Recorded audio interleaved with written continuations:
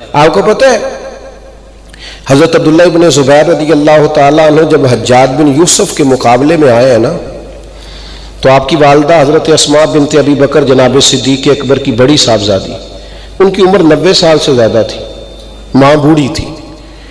تو یہ واقعہ کربلا کے بعد سمجھ لیں یزیدیوں سے لڑنے کے لیے عبداللہ ابن زبیر میدان میں نکلے۔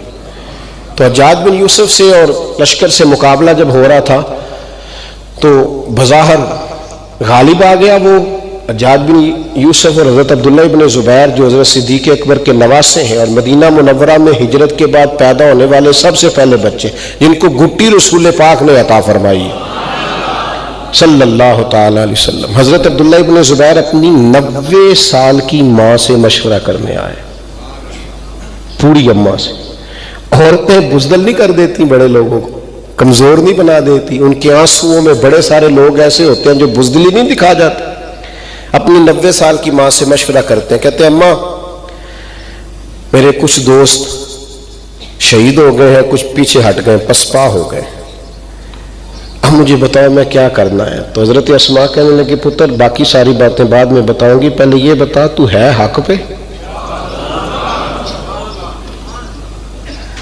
تو کہا اماں میں حق پہ ہوں۔ فرمایا پتر پھر تلوار پکڑ اور میدان میں نکل، یہ نہ سوچ کہ میرے ساتھ کوئی ہے کہ نہیں، حق اکیلا بھی ہو تو کافی ہوتا ہے، ایک شخص بھی ہو نا حق کہنے والا تو کافی ہوتا ہے، تو میدان میں جا۔ حضرت عبداللہ ابن زبیر کہنے لگے اماں میرا دشمن بڑا سخت دل ہے، بڑا خونخوار ہے، بڑا درندہ مزاج ہے، وہ صرف قتل نہیں کرتے، ٹکڑے کر دیتے ہیں وجود کے۔ تو بوڑھی ہے، تیرے بڑھاپے کا خیال ہے، تو کیسے سہے گی؟ وہ گردن کاٹ دیتے ہیں، آنکھیں نکال دیتے ہیں، ناک کاٹ ڈالتے ہیں، اماں تو کیسے سہے گی؟ تو دیکھو بوڑھی ماں کا جملہ، کہنے لگے پتر بکرے کو صرف ذبح ہوتے وقت تکلیف ہوتی ہے، پھر کھال اتاریں تو کوئی درد نہیں ہوتا، پھر اس کے ٹکڑے ٹکڑے کریں تو اسے تکلیف نہیں ہوتی، درد ایک ہی ہے۔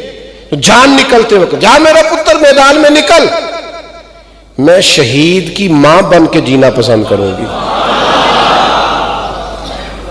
احقاق حق کا یہ نور ہے جو بوڑھوں کو جوان کر دیتا ہے، جو بیماروں کو تندرست کر دیتا ہے۔ حضرت عبداللہ ابن زبیر میدان میں نکلے، شہید ہو گئے۔